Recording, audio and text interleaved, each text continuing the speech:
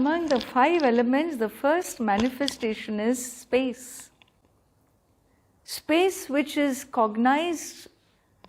How do you cognize space? Eyes, nose, tongue. You know how we cognize space? We cognize space through sound. Through sound. And sound travels through space. So the space exists and it's perceived because of the presence of sound. Then from space comes air. Air is a second element, grosser than the space. Why do you say grosser? Because you cognize air not only through sound, woo, woo, you just heard right now, you know, not only through sound but also through sense of touch. Therefore, the cognition unique to air is touch. The cognition unique to space is sound. Then comes a still grosser manifestation. From one, now air needed 2 sense organs to recognize it. The next element is still grosser, called fire, which uses 3 sense perceptions. 3 sense perceptions. You tell me, what are they? Of course, it borrows from space and therefore you can hear fire, the cackling of fire, right? Cackling? What do you call that? I think it's called cackling. All right, something like that. You know what I mean. The cackling of fire. And then the touch of fire. No, Ammaji, I don't touch fire. You know why you don't touch. Because fire responds to the skin. And so you don't touch. So it takes the quality of air in it, takes the quality of space in it, and it has its own unique quality, and that is perceived through the eyes. And therefore it's grosser than the other 2. Understand? Manifestation from the subtle to the gross. And then comes the next element is perceived in 4-fold ways, and that we call water.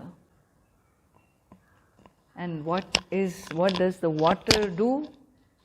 Well, you can hear water, space is in it. You can touch water, air is in it. You can see water, fire is in it, and you can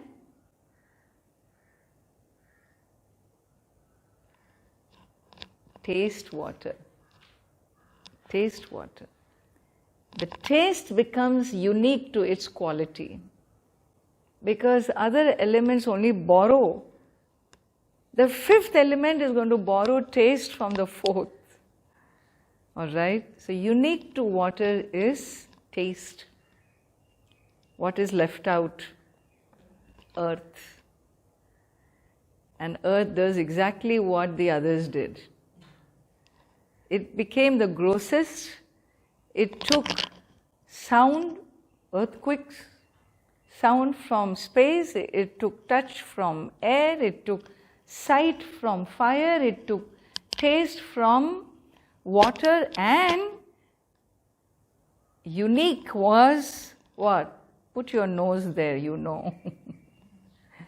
Wait for the first rains, you know how the fragrance of earth emerges. And so the 5 sense perceptions, each one is dedicated to one element. And that's how we cognize from the subtlest to the grossest. And this, every object seen is made up of these 5, including us. Including us. And so, as an individual, I call myself Vishwa. As a collective physical expression, Virat. A collective physical universe of the divine is Virat. That means it's sacred, it's worshipful. You know why? Why is it worshipful? Because consciousness is in these forms too. Remember, consciousness didn't stay at the causal level.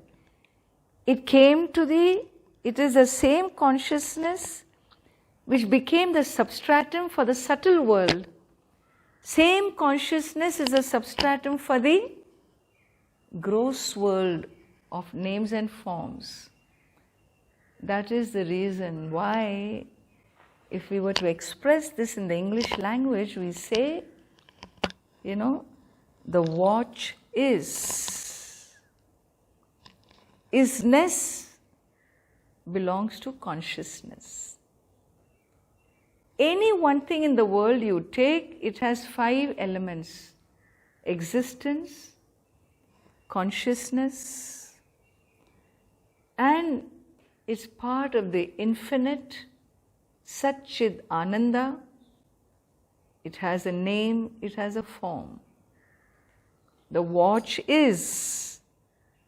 Watch is the name and form. Is emerges from existence. That it is